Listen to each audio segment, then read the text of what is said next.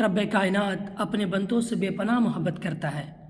ایک شخص اللہ سے کہہ رہا تھا، اے اللہ، اگر تو میرے پاس ہوتا تو میں اپنے ہاتھ سے تجھے کھانا کھلاتا، سر میں تیل لگاتا، کنگھی کرتا، جوئیں نکالتا، بکری کا دودھ پلاتا۔ اس طرح کہتا ہوا جا رہا تھا۔ موسیٰ علیہ السلام اس راستے سے گزر رہے تھے تو انہوں نے سن لیے، تو موسیٰ علیہ السلام نے ان سے کہا، اے بدبخت، تو یہ کیا کہہ رہا ہے؟ وہ شخص ڈر کے مارے رونے لگا۔ موسیٰ علیہ السلام کوہ طور پر جب گئے اللہ سے بات کرنے کے لیے تو اللہ نے کہا، اے موسیٰ، تو نے یہ کیا کر دیا؟ میرے دوست کو مجھ سے دور کر دیا؟ مجھے تو اس کی باتیں اچھی لگتی تھی۔ جاؤ، جا کر اسے مناؤ، اسے ہنساؤ جس طرح تم نے رولا کر آیا ہے۔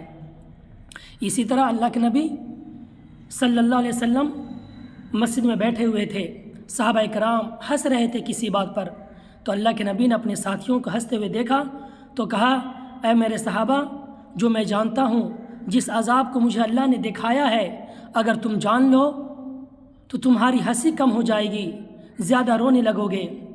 یہ سن کر صحابہ کرام رونے لگے۔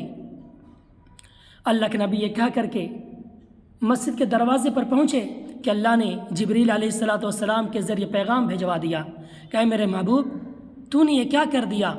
میرے بندوں کو مجھ سے ڈرا دیا۔ وہ ڈر کے مارے رونے لگے۔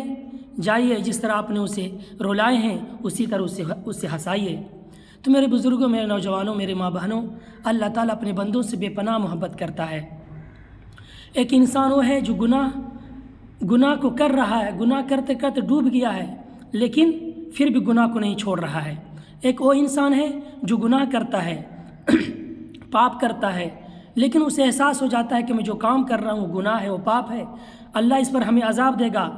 تو جب احساس ہو جاتا ہے تو اپنے رب سے معافی مانگتا ہے، توبہ کرتا ہے، تو اللہ تعالیٰ اس بندے سے بہت خوش ہو جاتا ہے اور کہتا ہے کہ دیکھو اس بندے کے اندر کتنا ڈر ہے، کتنا خوف ہے، اسے پتہ ہے کہ کوئی رب ہے جو میرے گناہوں پر پکڑ کرے گا، اس پر عذاب دے گا، اس لیے وہ بندہ ہم سے معافی مانگ رہا ہے، ہم سے توبہ کر رہا ہے، تو جاؤ، میں نے اس سے معاف کر دیا۔ تو میرے بزرگوں، میرے نوجوانوں، اللہ تعالیٰ اپنے بندوں سے بے پناہ محبت کرتا ہے، لیکن انسان دنیا کی حبس میں، دنیا کی چاہت میں اللہ کے حکموں کو توڑ دیتا ہے اور یہ نہیں سوچتا ہے کہ ایک دن ہمیں دنیا سے جانا ہے اور ہمیں حساب و کتاب دینا ہے۔